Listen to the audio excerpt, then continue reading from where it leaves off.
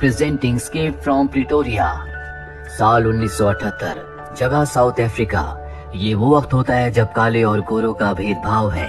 National party यहाँ की ruling party है और अब बहुत सारी ऐसी ऑर्गेनाइजेशंस हैं जो नेशनल पार्टी के खिलाफ हैं और वो उनके खिलाफ आंदोलन करते हैं जो कि गैर कानूनी है। इन आंदोलनकर्ताओं में टिम और स्टीफन भी होते हैं जो कि व्हाइट साउथ अफ्रीकन हैं। वो सरकार के खिलाफ हैं और वो लोगों को जागरूक करने के लिए, अपनी बात उन तक पहुँचाने के लिए पैम्पलेट्स का इस्तेमाल करते हैं, जिन्हें बांटना बहुत ही रिस्की है क्योंकि अगर किसी ने देख लिया तो इन्हें अरेस्ट कर लिया जाएगा। साथ ही हर कोई इतनी आसानी से इन्हें एक्सेप्ट नहीं करता, इसीलिए दोनों एक तरकीब निकालते हैं। ये भीड़ वाली जगह में पैम्पलेट्स को रखकर उन्हें ब्लास्ट कर देते हैं, जिससे पैम्पलेट्स चारों तरफ बिखर जाते हैं और लोग उन्हें पढ़ना शुरू कर देते हैं। और जब ये ऐसा करते हैं तो पुलिस इन दोनों को पकड़ लेती है। पुलिस स्टेशन में टिम से मिलने उसकी गर्लफ्रेंड आती है जो कि एक ब्लैक लेडी है। वो उसे कुछ पैसे देती है जिन्हें टिम छुपा लेता है और अब इन दोनों को कोर्ट लाया जाता है जहाँ पर इन दोनों का जुर्म साबित हो जाता है। टिम ने पैम्पलेट्स को ब्लास्ट करने के लिए 200 से भी ज्यादा बारूद बनाए थे, इसलिए उसे 12 साल की सजा होती है। स्टीफन ने उसका साथ दिया था, इसलिए उसे 8 साल की सजा होती है। ये सजा सुनने के बाद स्टीफन पूरी तरह से टूट जाता है और जब इन्हें प्रिटोरिया जेल ले जाने की तैयारी कर रहे होते हैं, स्टीफन वहाँ से भागने की कोशिश करता है लेकिन वो पकड़ा जाता है, जिसके बाद उसे बहुत बुरी तरह से मारते हैं। इन दोनों को अब प्रिटोरिया जेल ले आए हैं जहाँ का वार्डन, जिसे हर कोई कैप्टन कहता है, वो इन्हें जेल के रूल बताता है। साथ ही कहता है कि तुम देशद्रोही हो क्योंकि ये दोनों व्हाइट हैं और व्हाइट होने के बाद भी ये व्हाइट लोगों के खिलाफ है और काले लोगों का साथ दे रहे हैं। अब इन दोनों को जेल के अंदर लाया जाता है। टिम जेल के हर एक कोने को बहुत अच्छे से देखता है, जिसके बाद इन दोनों को अगल बगल की सेल में बंद कर दिया जाता है। गार्ड इन्हें बताता है कि अगर तुमने अपने सेल में गंदगी की तो इसकी तुम्हें सजा मिलेगी। ये कहकर वहाँ से चला जाता है और अब ये दीवार को नॉक करके एक दूसरे से बातें करते हैं। अगली सुबह जब ये खाना खाने जाते हैं तो ये देखते हैं कि यहाँ पर कुछ कैदियों ने ब्लू कलर की ड्रेस पहनी है जबकि उनकी ग्रे होती है। वो खाना लेकर ब्लू कैदियों के पास जाता है जो उसे घूर घूर कर देख रहे होते हैं। तभी उसके पीछे एक बूढ़ा आदमी आता है जो उसे अपने साथ चलने को कहता है और एक अलग टेबल पर ले जाता है। इसका नाम डेनिस गोल्डबर्ग है जो कि एक पॉलिटिकल प्रिजनर है, पर इसे लाइफ टाइम की सजा मिली है।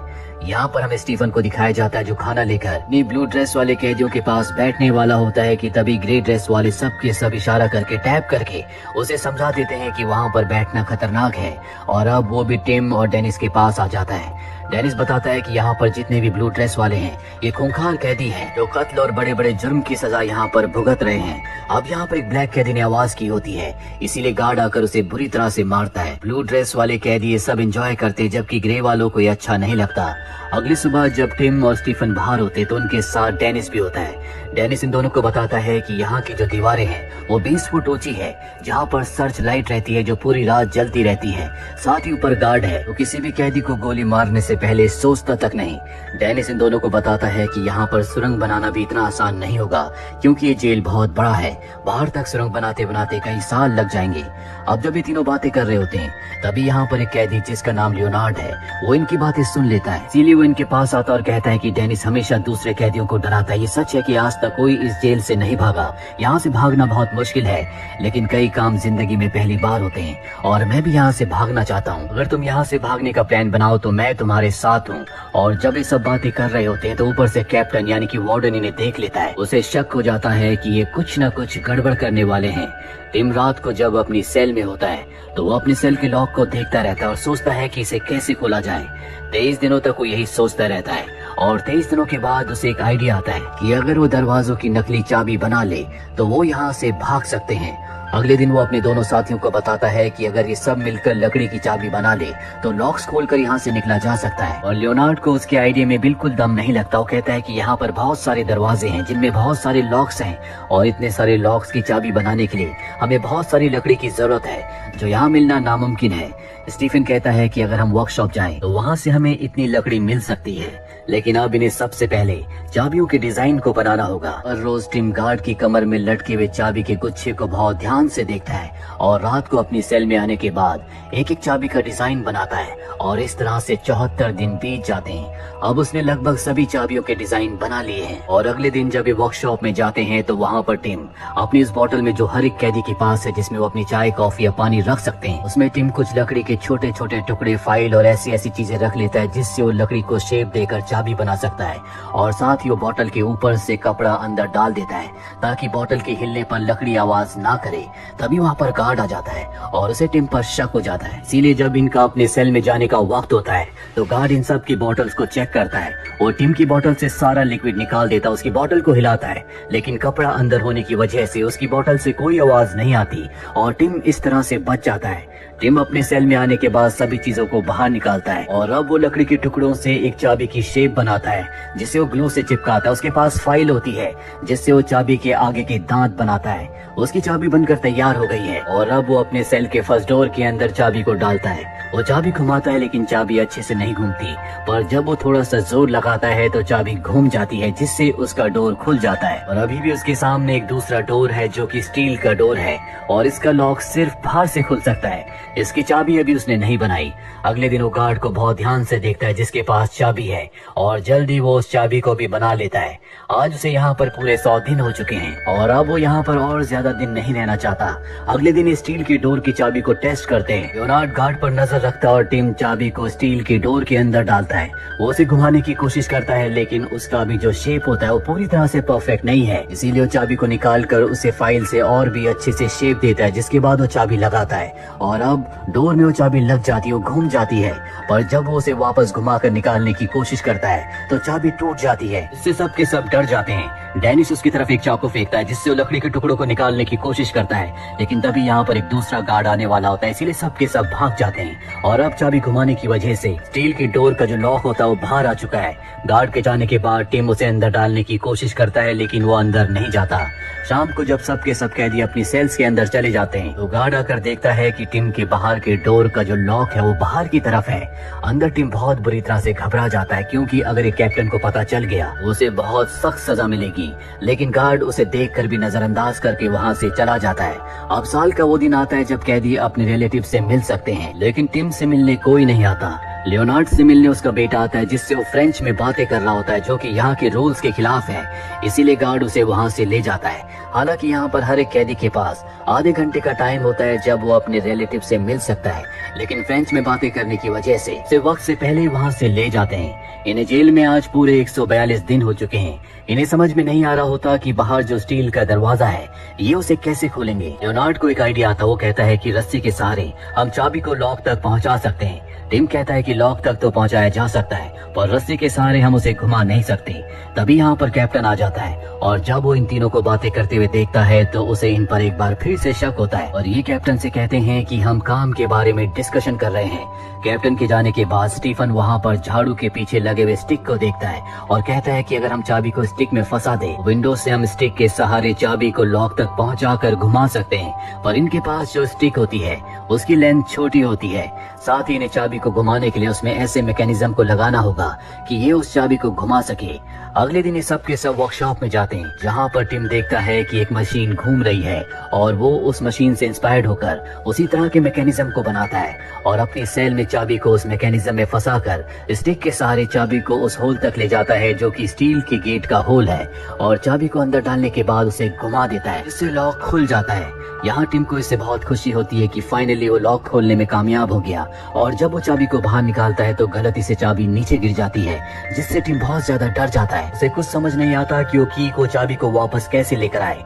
बहुत सोचने के बाद वो एक च्युइंगम को अपनी स्टिक पर लगाता है और उस च्युइंगम के सहारे वो चाबी को उसमें चिपका कर चाबी वापस सेल के अंदर ले आता है। अगली सुबह टिम ये सारी बातें स्टीफन और लियोनार्ड को बताता है। वो कहता है कि मैं दरवाजा खोलने में कामयाब हो गया लेकिन अब चाबियों को हमें अपने पास नहीं रखना चाहिए। अगर कैप्टन ने देख लिया तो हमारी सजा और भी ज्यादा बढ़ जाएगी, इसीलिए एक डिब्बे के अंदर चाबियों को रख कर जमीन में गाड़ देते हैं। और जब ये आपस में बात कर रहे होते हैं तो कैप्टन इन्हें देख लेता है। वो इनके पास आता है, इनसे कई सवाल पूछता है लेकिन ये उसे अपनी बातों में उलझा देते हैं जिससे उसे कोई जवाब नहीं मिलता। कैप्टन वहाँ से चला जाता है। डेनिस जो पास में काम कर रहा होता है वो इन्हें कहता है कि मैंने तुम्हें मना किया था कि जेल से भागने की कोशिश मत करना। अगर फिर भी तुम भागना चाहते हो और कहीं तुम्हें मेरी मदद की जरूरत हो तो मुझे जरूर बताना। और अब हर रात को टिम अपने सेल के दोनों दरवाजों को खोलकर आगे के दरवाजे के पास जाता है और उसकी की बनाने की कोशिश करता है। इन्हें आज जेल में पूरे 206 दिन हो चुके हैं। यहाँ पर टिम बहुत सारी चाबियां बना चुका है और एक दिन वो देखता है कि बाहर एक ब्लैक आदमी कूड़ा लेकर जा रहा है। टिम इशारे से उसे कहता है कि मुझे न्यूज़पेपर चाहिए। वो कहता है कि इसके बदले मैं सिगरेट्स लूंगा। टिम उसकी बात मान जाता है और अब टिम को न्यूज़पेपर मिल जाता है। हर रात को लियोनार्ड के साथ अपनी सेल से बाहर निकलता है और आगे के दरवाजों की चाबी बनाता है। उसने ऊपर के फ्लोर की सभी चाबियों को बना लिया है और आज रात को नीचे जाते हैं और जब वो नीचे की चाबी को देख रहे होते हैं तभी वहाँ पर एक मोटा सिक्योरिटी गार्ड आने वाला होता है। इससे बचने के लिए ये दोनों एक स्टोर रूम में छुप जाते हैं। इनकी किस्मत अच्छी होती है कि मोटे गार्ड को कुछ पता नहीं चलता। ये दोनों के दोनों अपनी सेल्स में वापस आ जाते हैं। अब ये रात भर जगे रहते हैं, इसीलिए ये दोनों के दोनों देर तक सोते रहते हैं, जिससे उस गार्ड को, जिसने टिम की बोतल की वर्कशॉप में पहले भी तलाशी ली थी, उसे इन पर शक हो जाता है। वो सभी कैदियों को सेल से बाहर आने के लिए कहता है और सबके सेल्स की तलाशी लेता है। और जब वो खुद टिम की सेल में जाता है और उससे वो कप गिर जाता है जिसमें चाबी की लकड़ी के कुछ टुकड़े होते हैं, वो उन टुकड़ों को उठाता और पूछता है कि ये क्या है। टिम बड़ी चालाकी से कहता है कि फोटो स्टैंड है, मैंने फोटो को स्टैंड करने के लिए टुकड़े बनाए हैं। गार्ड उसकी बात पर यकीन कर लेता है। उसे वहाँ पर वो स्टिक भी मिलती है जिस पर रस्सी लगी हुई है, लेकिन उसे इन पर शक नहीं होता। वो इन्हें वार्निंग देता है कि अगर कुछ भी गड़बड़ करने की कोशिश की तो इसका अंजाम बहुत बुरा होगा। ये कहकर गार्ड वहाँ से चला जाता है। तो यहाँ पर समझ में आ जाता है कि एक भी चाबी के टुकड़े को अपने पास रखना ठीक नहीं होगा, इसीलिए वो जेल के अलग अलग हिस्सों में चाबियों के टुकड़ों को छुपा देता है। और इस तरह से यहाँ पर आज 400 से भी ज्यादा दिन बीत जाते हैं और अब तक टिम लगभग सभी चाबियों को बना चुका है। उसने 39 चाबियां बनाई है। वो तय करता है कि जल्द से जल्द वो यहाँ से भाग जाएंगे। वो डेनिस के पास जाता और कहता है कि तुम्हें और तुम्हारे साथियों को भी हमारे साथ भागना चाहिए। और डेनिस और उसके साथी मना कर देते हैं। ये तय करते हैं कि अगली रात को ये तीनों के तीनों यहाँ से भाग जाएंगे। और एक दिन पहले स्टीफन की सेल में एक न्यूज़पेपर का टुकड़ा डालता है। ये वही न्यूज़पेपर है जो उसने उस कैदी से सिगरेट के बदले लिया था। इसमें इस जेल का नक्शा होता है जिसे स्टीफन अच्छे से समझ लेता है। और अब अगली रात को ये तीनों की तीनों अपनी सेल से बाहर निकलते हैं। टिम एक बार फिर से डेनिस के पास जाता और कहता है कि तुम भी हमारे साथ चलो, पर डेनिस मना कर देता है। और अब ये एक एक करके दरवाजा खोलकर आगे बढ़ने लगते हैं। जेल से बाहर निकलने से पहले ये अपने कपड़े भी चेंज कर लेते हैं, जिसके बाद ये तीनों के तीनों नीचे वाले फ्लोर तक पहुंच जाते हैं। और अब ये गेट खोलने वाले होते हैं कि मोटा गार्ड यहाँ पर आ जाता है। ये तीनों के तीनों वहीं स्टोर रूम में छुप जाते हैं। मोटा गार्ड अभी स्टोर के दरवाजे को खोलने वाला होता है क्योंकि उसे शक है कि यहाँ पर कुछ न कुछ गड़बड़ है। तभी हमें डेनिस को दिखाया जाता है जो अपनी सेल के बल्ब को तोड़कर शॉर्ट सर्किट कर देता है और जोर जोर से चिल्लाना शुरू कर देता है। इसीलिए मोटे गार्ड को ऊपर जाना पड़ता है। इन तीनों की जान बच जाती है। दरअसल ये इनके प्लान का हिस्सा था कि जब भी ये स्टोर के अंदर जाएंगे तो ऊपर डेनिस किसी तरह से गार्ड को अपने पास बुला लेगा और ये तीनों की तीनों यहाँ से आगे बढ़ जाएंगे। गार्ड जब ऊपर जाता है तो ये तीनों की तीनों यहाँ से निकल जाते हैं और उस डोर तक पहुँच जाते हैं जो कि एक इलेक्ट्रिक डोर है और इसे इन्हें बटन से ही खोलना होगा, नहीं तो अलार्म बज जाएगा। और बटन होता है गार्ड के रूम में। लियोनार्ड कहता है कि मैं गार्ड के रूम में जाकर बटन को ऑन करता हूँ, इसके बाद डोर खुल जाएगा और हम यहाँ से निकल जाएंगे। लियोनार्ड ऐसे ही करता है, वो इलेक्ट्रिक डोर खुल जाता है और अब इनके सामने आखिरी डोर है। ये पीप होल से देखते हैं जहाँ पर मेन गेट होता है जो अब भी खुला है और गेट के बाहर सड़क होती है, यानी कि इनकी आजादी। ये एक दूसरे के गले मिलते हैं और अब टीम एक एक करके चाबी लगाता है, लेकिन किसी भी चाबी से ये गेट नहीं खुलता क्योंकि इन्होंने इसकी चाबी नहीं बनाई थी। पहली बार ये तीनों के तीनों यहाँ तक पहुँचे हैं। टिम कहता है कि हमें वापस जाना होगा और इसकी चाबी बनानी होगी। लियोनार्ड कहता है कि हम ऐसा नहीं कर सकते, भले मेरी जान क्यों ना चली जाए, मैं यहाँ से वापस नहीं जाऊंगा। और अब लियोनार्ड बहुत ध्यान से उस लॉक को देखता है और देखता है कि वो एक लकड़ी के अंदर जा रहा है जो कि खोखली है, यानी कि उसे तोड़ा जा सकता है और वो उसे तोड़ने की कोशिश करता है जिससे बहुत ज्यादा शोर होता है। टिम डर जाता है, वो अंदर जाकर गार्ड को देखता है, लेकिन गार्ड ने अब तक इस आवाज को नहीं सुनी थी। वो लियोनार्ड के पास वापस आता है और अब तक उसने लकड़ी को बहुत हद तक तोड़ दिया था। टिम कहता है कि हमें इसे तोड़ना चाहिए। इसके बाद वो उस पर कुछ और प्रहार करते हैं जिससे वो गेट भी खुल जाता है। सबसे पहले अपने कपड़ों को बदलते हैं, इनके सामने इनकी आजादी है और अब ये धीरे धीरे आगे बढ़ना शुरू करते हैं। ऊपर 10 फुट की वॉल पर जो गार्ड होता है वो इन्हें देखने वाला होता है और उसके देखने से पहले टिम उसे देख लेता है। तीनों के तीनों दीवार के पीछे छुप जाते हैं और मिरर से उस पर नजर रखते हैं और जैसे गार्ड वहाँ से जाता है तीनों की तीनों जेल से बाहर निकल जाते हैं। रास्ते में इनके सामने कुछ गार्ड्स भी आते हैं जो इन्हें पहचान नहीं पाते और अब ये तीनों के तीनों टैक्सी स्टैंड पर जाते हैं जहाँ पर ये एक टैक्सी को हायर करके इस जगह से निकल जाते हैं। अगली सुबह जेल में गार्ड्स को पता चल जाता है कि ये तीनों भाग गए हैं, जिससे वो डर जाते हैं क्योंकि अब इनकी नौकरी खतरे में है। बाकी सभी कैदी इन पर हंस रहे होते हैं क्योंकि इन तीनों ने वो कर दिखाया जो आज तक इस जेल में कोई नहीं कर पाया। अब ये तीनों के तीनों यहाँ से भागकर एक के बाद एक कई बॉर्डर्स पार करके लंदन पहुँच जाते हैं और एक बार फिर से ये काले और गोरों के भेदभाव के मिशन को शुरू करते हैं। वही डेनिस जो भी जेल में होता है उसे 22 सालों के बाद रिहा किया जाता है, यानी कि सन 1992 में, क्योंकि ये वो साल था जब पूरी दुनिया में काले और गोरों के भेदभाव को हमेशा के लिए खत्म कर दिया गया था। सन 1994 में नेल्सन मंडेला साउथ अफ्रीका के पहले ब्लैक प्रेसिडेंट बने। तो ये थी पूरी कहानी फिल्म एस्केप फ्रॉम प्रिटोरिया की, जो कि सच्ची घटनाओं पर आधारित है। उम्मीद करते हैं कि ये कहानी आपको पसंद आई होगी।